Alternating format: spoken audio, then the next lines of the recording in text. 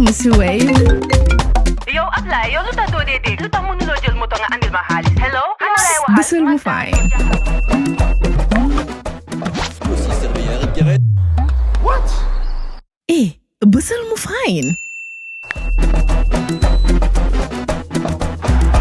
Oh, yes! Wave acts in Gambia. Deposit and withdraw money, pay bills, and buy mobile credit without fees. Transfer money wherever in the country for only 1% fee. At Wave, Bësal mu fine. Wave, your money is yours. Jar Oil. The company have filling stations across the country, and our rates are relatively cheaper than anyone else across the country. Jar Oil is the biggest producer and distributor of cement in the country with the most competitive prices in the market. Now, in a democracy, the principle of accountability holds that government officials are responsible to the citizenry for their decisions and actions, and that they act in the public interest, not their self-interest. In order to hold officials accountable, the principle of transparency requires that the decisions and actions of those in government be open to public scrutiny, and that the public has a right to access information about how government decisions are made and carried out. The more the public knows about policy decisions and governmental actions, the better its elected representatives can make public policy choices and ensure that the common or general interest is served. And given our experience in the past, especially in the forgettable years between 1994 and 2016, we can be thankful that now we have a government that, at least for this program, Coffee Time with Peter Gomez, is for most of the time only a phone call away. Case in point, last Thursday, on the issue of the president's mother's treatment, after reading out the UDP's scathing statement on the funding of the old woman's medical trip to Senegal, with a mere phone call to State House, we got a response from Minister and Chief of Staff in the Presidency, Alhaji Mod K. Sise. Things don't always happen like that everywhere, you know. But it's not everyone that agrees with Mod's explanation justifying a $1.4 million spend. Here's Alagie Barrow. I listened to Mod Casey's interview on Coffee Time with Peter Gomez, and I would be lying if I said I was disappointed. I listened to the interview to confirm what I suspected. Call it confirmation bias, but I suspected that Mod Cisse would be unhappy with whoever leaked his letter to the Ministry of Finance, and that he would defend to the hilt the way the people's tax monies are utilized. I suspected that he would not see anything wrong with anything his office did. My suspicions were on point. What was sad and disingenuous was Mod Cisse's attempt at hoodwinking us into believing that the conversation was about the privacy of an individual, when it is about the usage of public funds. But before I get into the nuts and bolts of the letter, let me address some of the people condemning the use of public funds towards the president's family members. One, I believe that many of us condemning Adama Barrow would have done exactly as he is doing today. That is just how many of us Gambians are programmed. When we are in public office, the line between public and private is often non-existent. The use of official power for personal gain is as Gambian as our intolerance. When I hear our government officials start talking about codes of conduct and loyalty, they often extol virtues they themselves only preach but hardly believe in. No code of conduct allows anyone in leadership to come and make misleading statements to the public, but don't we see that all the time?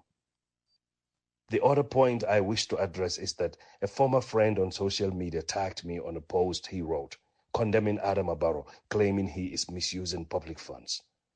Now, this old friend of mine is still a die-hard Yaya Jammeh supporter, and like the Tombon Jatas and Sidin Jais, I have never heard him condemn anything Yaya Jammeh did. I told him that if he never condemned Yaya Jammeh for using public funds to have his wife go shopping in America, then he is a hypocrite for going after Adama Barrow. My old friend didn't like what I said, and he blocked me. Oh well, I still stand by my statement that if you didn't condemn Yaya Jammeh for his abuse of the people's money, you would be a hypocrite for going after Adama Barrow. Now then, on to my brother Morsi's interview. To begin with, Mr. Cisse claims it's unfortunate that the conversation was about a 90-year-old's private medical checkup, but he is wrong. The conversation is about the use of public funds. Last time I checked, the budget only catered to public officials. And so when that money is spent on something else or on other people who are not public officials, we should have a conversation about that.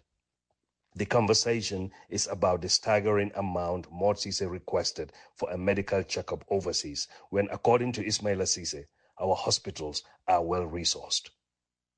As I write, there is one Modu Sonko, a young police officer who needs only $800,000 to save his life.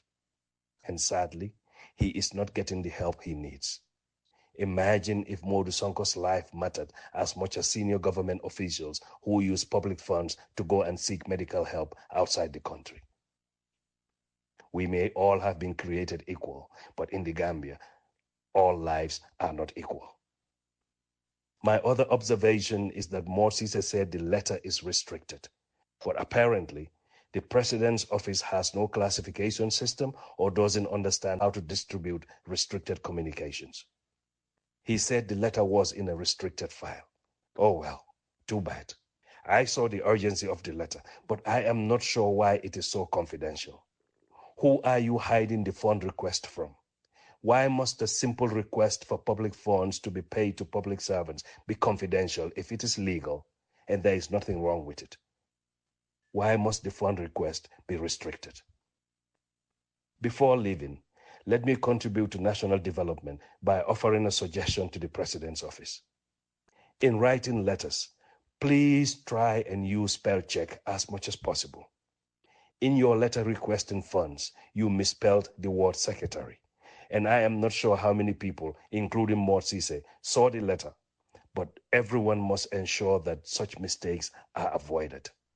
I know it's minor, but coming from the highest office in the land, we expect better. Such errors can be embarrassing.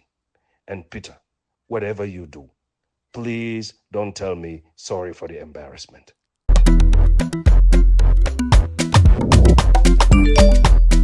Excellent jam, Mr. Wave. Yo, apply. Yo, luta do dede. Luta mo nulo jël moto nga andil ma xaalis. Hello? Ano lay waxaat? Bisul mu fine. What? Bisul mu fine. Oh, yes! Wave Gambia. Deposit and withdraw money, pay bills and buy mobile credit without fees. Transfer money wherever in the country for only 1% fee. At Wave, Bustle Mufine, Wave, your money is yours. Jar Oil. The company have filling stations across the country, and our rates are relatively cheaper than anyone else across the country. Jar Oil is the biggest producer and distributor of cement in the country with the most competitive prices in the market.